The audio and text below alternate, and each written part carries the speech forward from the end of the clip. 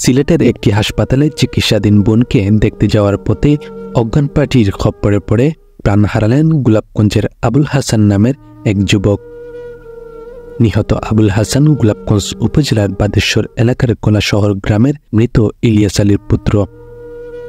জানা যায় আর কয়েকদিন পর যুক্তরাষ্ট্রে যাওয়ার কথা ছিল আবুল হাসানের। ইতিমধ্যেই হাসানের যুক্তরাষ্ট্র যাওয়ার সব প্রস্তুতি শেষ, কিন্তু গত মঙ্গলবার রাতে সিএনজি চালিত অটোরিকশায় গোলাপগঞ্জের বাদেশ্বর থেকে সিলেটের উদ্দেশ্যে রওনা দেন তিনি। সঙ্গে তার এক আত্মীয় ও এক যাত্রী ছিলেন। এ সময় কদমতলী ওভারব্রিজ এলাকায় আরেক যাত্রী সিএনজিতে উঠেন। এরপর তারা আর কিছু বলতে পারেননি। জ্ঞান ফিরলে তারা সিলেট নগরীর আম্বরখানা এলাকার একটি ভবনের ছাদের উপর নিজেদের দেখতে পান।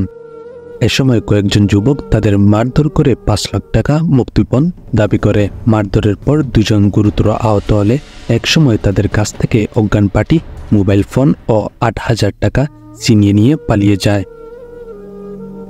এ সময় গুরুতর আহত অবস্থায় হাসানকে হাসপাতালে ভর্তি করা হলে রাতেই তিনি মারা যান। বিষয়টি নিশ্চিত করেছেন কোতোয়ালি থানার ওসি মঈনুদ্দিন শিপন।